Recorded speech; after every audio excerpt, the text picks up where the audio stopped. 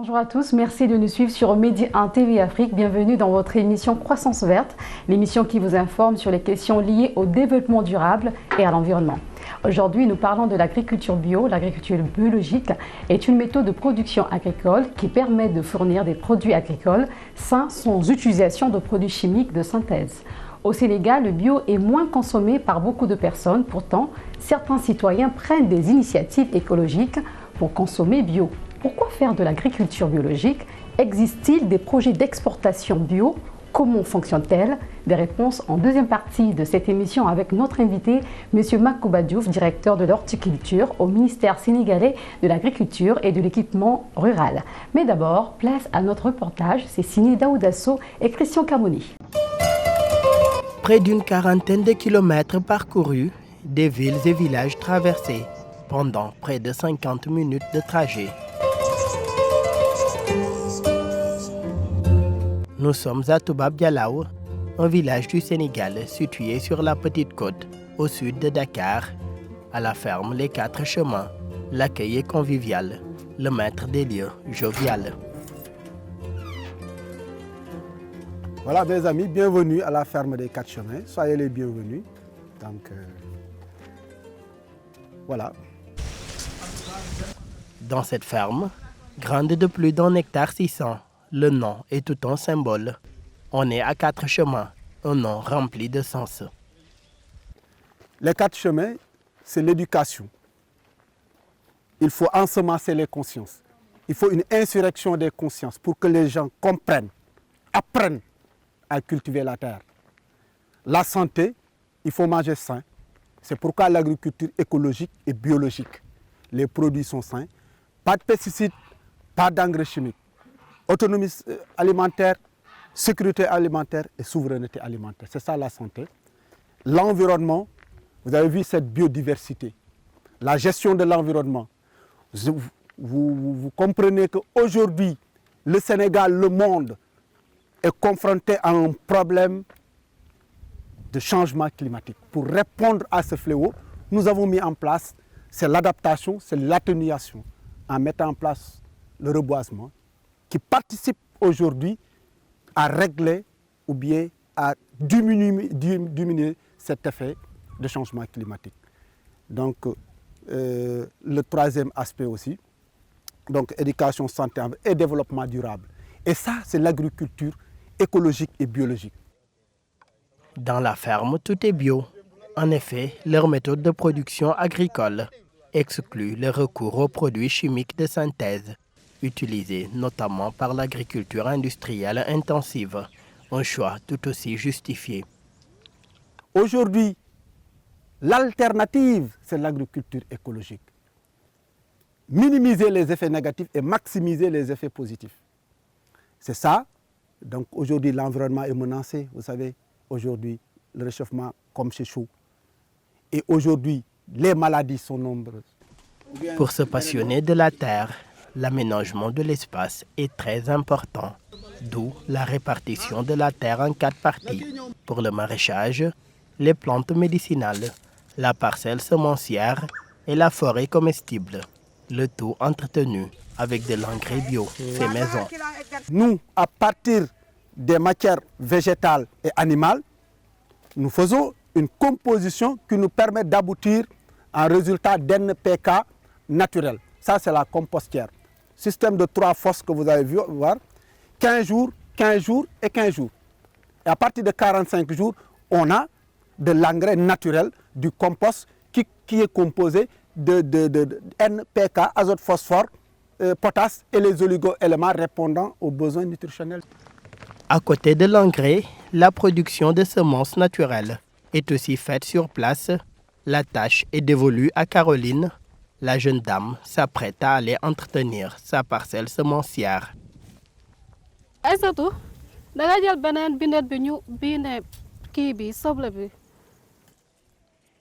La nature n'a plus trop de secrets pour elle. Diplômée en agroécologie, Caro a fait le choix de se spécialiser en production de semences biologiques, un domaine dont elle est aujourd'hui le responsable à la ferme Les Quatre Chemins.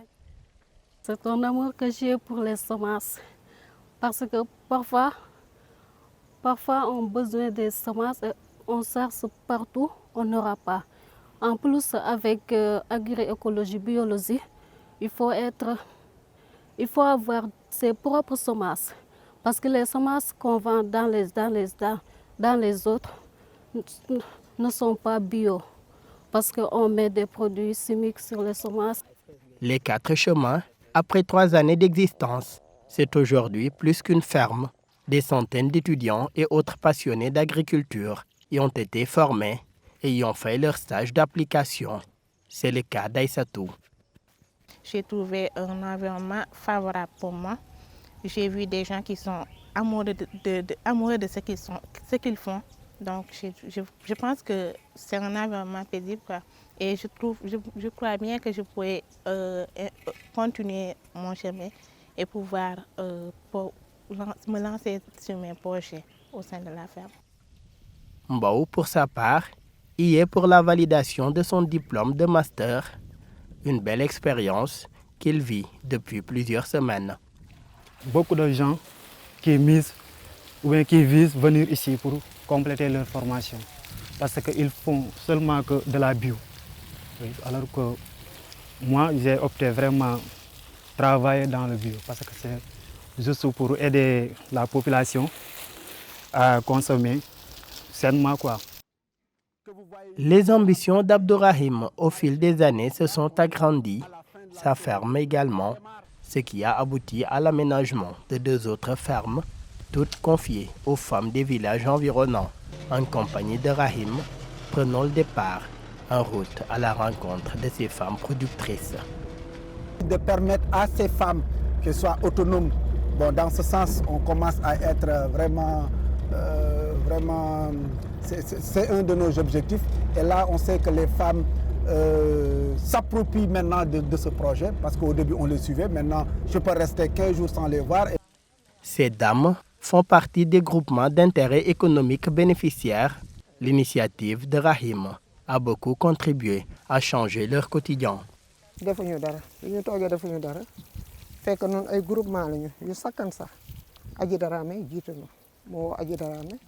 naka dama bëgg yor fi benn projet mbay aji daraam bi bu ñuy wax ak jigéen ñi lu dal d'accord loolu téeméeri nit yu fi nekk ak ñeenti nit ñu nekk fi si tool bi di liggéey ñu ne si tool ba ne sa suuf ñu di fa liggéey ñuy liggéey fa benn at tool ba xat si ñun lool Abdourahim yéegal ñu fii si kaw ñaari groupe ñoo nekk fii bee ngi fii si kaw bi nekk fii si suuf bi ñu liggéeyee ba liggéey bi jeex macha allah ku nekk gis sa bopp produit kii bi nan la tudd kii bi jiw wi li ñuy jiwee yëpp Abdourahim ñu koy jox amul dara loo xam ne lii noo koy defal suñu bopp lépp moo ñu koy jox bu ñu béyee bu suñu mbéy ñor jaay jël suñu xaalis soxlaw si dara soxlaw si dara poids bi ñuy liggéey daal lenn poids bi naa ko xam pour bu ma pare ma xam ni ngeen liggéey soppi na wér kii li may wax xam na ka man premièrement tëdd naa ñeenti at fu ma dem docteur yi na ma del dox fu ma dem ñu na ma del dox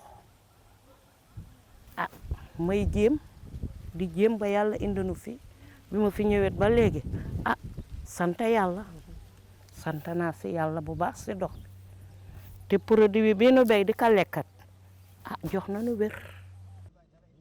De 4 chemins, cap sur Kër Waaw Mam Gor, une autre ferme écologique implantée à Toubab Dialaw depuis plusieurs années. Son promoteur, Babacar Diop.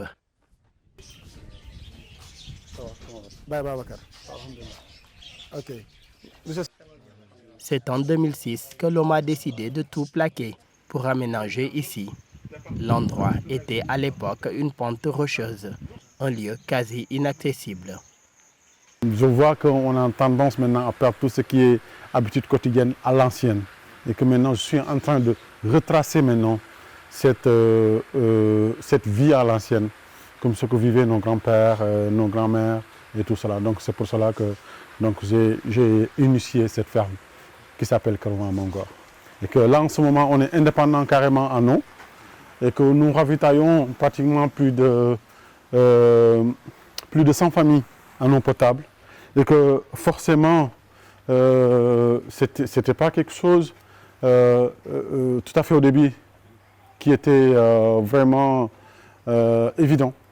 Parce que nous avons trouvé cet espace de terre qui était un espace brut. Il n'y avait rien du tout. Jusqu'à ce que même, à un moment donné, quand je commençais à travailler, les gens du village me disaient le fou du village. Et j'étais ravi quand ils me disaient le fou du village, parce que je me suis dit que, oui, effectivement, que je me suis engagé à des trucs de fou. Alhamdulillah, maintenant, Dieu merci, que ce fou du village ravitaille ce village en eau et une partie donc, de légumes et de fruits. Une ferme à travers laquelle son promoteur rend hommage à son grand-père, celui-là même qui lui a inculqué l'amour de la terre, le respect de l'environnement. Pourquoi ce nom? Parce que Kerwa Mamgor, ça signifie merci grand-père. Parce que tout ce que nous savons faire, j'ai reçu cet héritage par rapport à ce grand monsieur qui s'appelait El Hadj Abdoulaye Diop Malik, donc qui nous a légué cet héritage. Ce n'est pas forcément la terre, ce n'est pas forcément le truc, mais le savoir-faire qui est vraiment un truc qui a été très ancien, ce qu'on appelle la permaculture. Aujourd'hui, sa résidence transformée en ferme est devenue un véritable havre de paix. Au beau milieu de la nature, il cultive des plantes médicinales, des fruits et légumes et bien d'autres activités connexes, tout à fait écologiques. C'est le cas de son four à pain, fonctionnant au biogaz, provenant de la bouse de vache. Là, vous aurez à voir donc, cette brûleur à gaz. Différentes variétés de pain y sont produites, la matière première provenant de la ferme et le tout respectant l'environnement. On fait en même temps du pain de maïs, du pain de mil, du pain de sorgho, avec du pain de manioc et même du pain de patate douce si on veut. Donc on ne se limite pas que du pain avec que du blé. Non loin du four, cet espace est en quelque sorte la pharmacie naturelle de Babacar. Toutes sortes de plantes médicinales et tisanes y poussent. Vous avez vu ça, c'est de l'artémisia qui nous permet en fait de soigner le paludisme jusqu'à 98%. Moi, je fais un traitement de ça pour mes enfants. Je fais un traitement préventif. Mes enfants n'ont jamais le paludisme. Et ils vivent pourtant au milieu de la nature. Les jardins, réservés pour le maraîchage, produit quant à lui que des fruits et légumes biologiques. L'objectif étant de manger sain. Souvent, on reçoit soit des femmes qui sont soit dans le village, qui sont en dehors du village, qui viennent acheter ces légumes et fruits et qui vont les revendre. Et tantôt aussi, on a aussi des gens qui nous demandent si on peut les fournir en panier de légumes ou de fruits et tout. Donc on les fasse souvent en fait des paniers surprises et qu'on les livre chez eux et tout. Les animaux vivent en parfaite communion, une façon de favoriser la biodiversité. Vous avez vu comment ils sont? Même quand tu donnes à manger, il n'y a pas de problème. Ils partagent. Donc il n'y a pas ici, c'est les canards, non. Ils vivent en symbiose. C'est ce qu'ils doivent faire les œufs, ils font les œufs, ils couvrent. C'est bien. Les poussins, tout le monde s'occupe de ces... Donc, et il y a le chef de village, vous l'avez vu, quand quelqu'un vient, c'est lui qui dicte, bon, qui est là, qui s'occupe. Maintenant, c'est une symbiose. Et là aussi, c'est une lutte biologique, parce qu'on les libère. Vous allez voir les poules qui traînent ici, qui mangent aussi les chenilles, donc, qui jouent un rôle aussi de protecteur. Au village de Toubab Dialaw, à quelques kilomètres de la capitale sénégalaise, où se situent ces différentes fermes agricoles, le respect de l'environnement et de la santé des populations sont primordiales, d'où le choix porté sur l'agriculture biologique. La pratique est une façon naturelle de produire des aliments en respectant la terre et les animaux. La biodiversité de l'agroécosystème y est favorisée, de même que l'activité biologique des sols. Consommons naturel pour mieux vivre sur la terre et nous sommes avec Monsieur Mankouba Diouf. Bonjour, je suis ravie de vous accueillir sur ce plateau de Croissance Verte. Bonjour madame, c'est à mon tour de vous remercier pour cette invitation, de vous féliciter pour le travail que vous faites, notamment dans le domaine qui nous réunit aujourd'hui, et saluer aussi l'ensemble de vos téléspectateurs, et je sais qu'ils sont nombreux à travers le Sénégal où vous êtes, mais aussi à travers le monde. Comme on vient de le voir dans le reportage, certains habitants cultivent l'agriculture bio. On voit une certaine volonté de la part de ces populations. Comment appréciez-vous cette initiative? Merci beaucoup, madame. Je dois dire que c'est avec une très grande satisfaction que j'ai regardé ce reportage. Et c'est l'occasion de féliciter et d'encourager nos compatriotes qui tiennent ces deux fermes. Moi, je les appellerai fermes agroécologiques à Toubab Dialaw. Saluer l'initiative, les féliciter et dire qu'effectivement, peut-être on va, en regardant le reportage, on est plus à l'aise pour parler plutôt d'agriculture naturelle ou d'agroécologie. C'est le terme. L'agroécologie, c'est ce qu'ils pratiquent. Pourquoi je tiens à faire cette précision? C'est que le bio, c'est un label. Il y a ce qu'on appelle un itinéraire technique qui aboutit à un produit bio. Il y a des semences que vous devez avoir et vous approvisionnez d'un producteur de semences bio. Il y a des types d'intrants que vous allez utiliser. Avant ça, il y a une déclaration que vous devez faire parce que vous devez être certifié à la fin. Il y a un inspecteur qui doit venir depuis le début du processus de production jusqu'à la fin, pour qu'à la fin, qui vous dise que les produits que vous avez récoltés sont certifiés bio. Vous voulez dire qu'il y a une différence entre l'agriculture bio, il y a une solution intermédiaire entre l'agriculture bio et l'agriculture conventionnelle? Je pense que vous-même, vous n'êtes pas loin d'être experte en la matière. C'est exactement ça, madame. C'est-à-dire, on a tendance à opposer l'agriculture biologique et l'agriculture conventionnelle. Et souvent, c'est à tort. Parce que l'agriculture biologique, c'est pratiquement un domaine réservé. Ce n'est pas le commun des producteurs qui peut le faire. Déjà, pour commencer, les maisons qui certifient le bio, il n'y en a pas au Sénégal. Je vous donne juste un exemple. En Afrique, il y en a certainement dans certains pays. Il n'y en a pas beaucoup. Enfin, au Sénégal, ils ont un représentant, notre compatriote, M. Souley Diouf. Mais la maison EcoCert, qui est une maison française, connue dans ça, réputée, et bien d'autres maisons, c'est une affaire de pays du Nord. Donc, ça veut dire que quelque part, même si vous voulez faire le bio, c'est tellement exigeant, mais vous pouvez le faire au Sénégal, mais c'est tellement exigeant que ce n'est pas le commun des producteurs sénégalais ou africains tout court qui peut le faire. Effectivement, et on l'oppose à l'agriculture conventionnelle, qui est l'agriculture que j'appelle en CID. Pesticides, herbicides, fongicides, c'est-à-dire c'est les produits chimiques de synthèse. C'est les deux extrêmes. Mais en fait, ce que ces personnes que vous avez montrées dans le reportage font, ce n'est pas du bio, mais c'est du naturel. Et justement, c'est ça.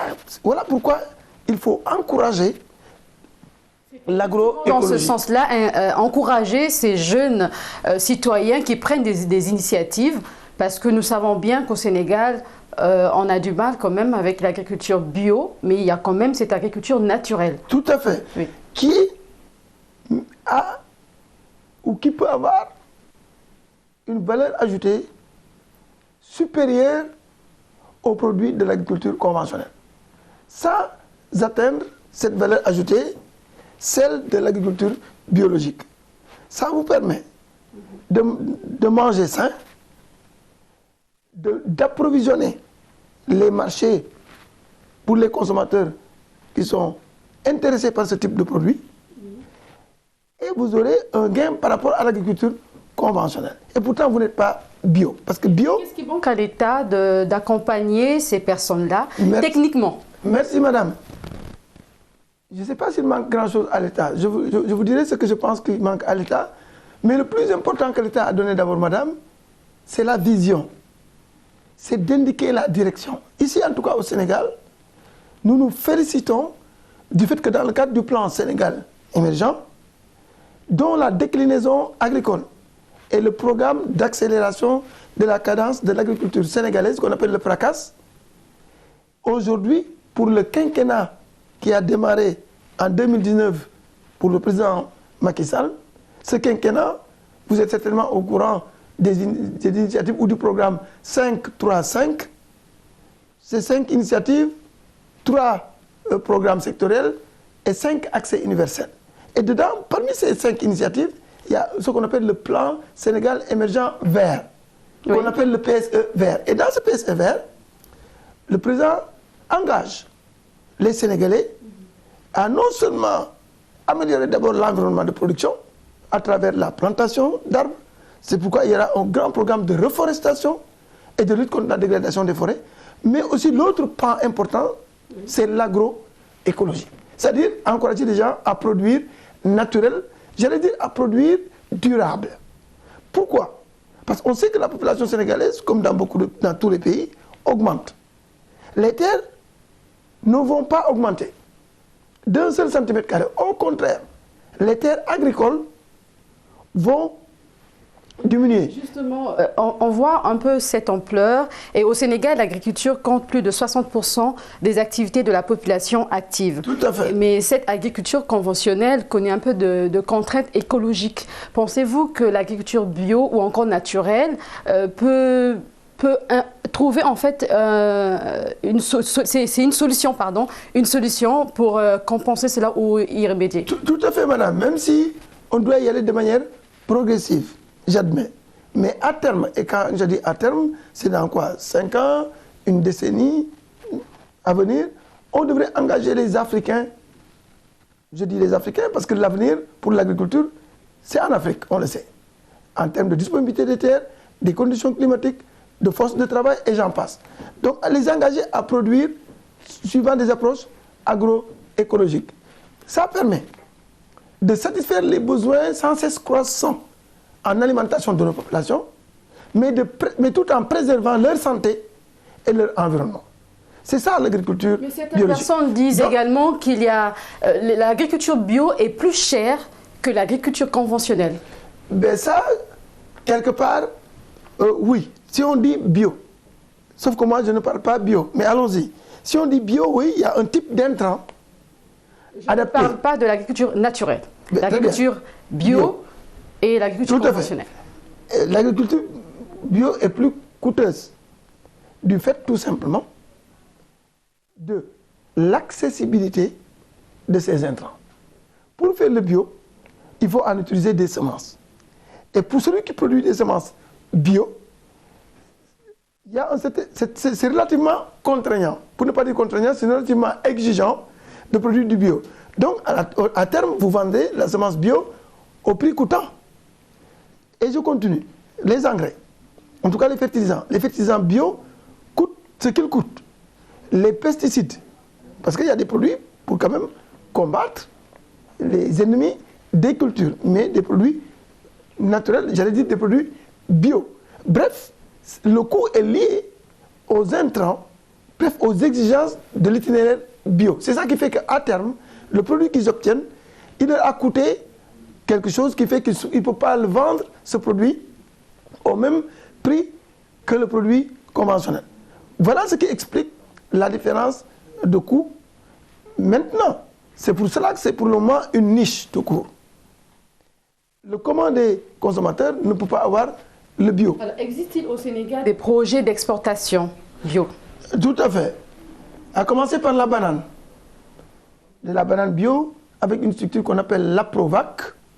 C'est une association de producteurs de bananes dans la région de Tambacounda, plus précisément dans la zone de la vallée de Gouloumbou. C'était en Allemagne. Mais il faut quand même encourager cela.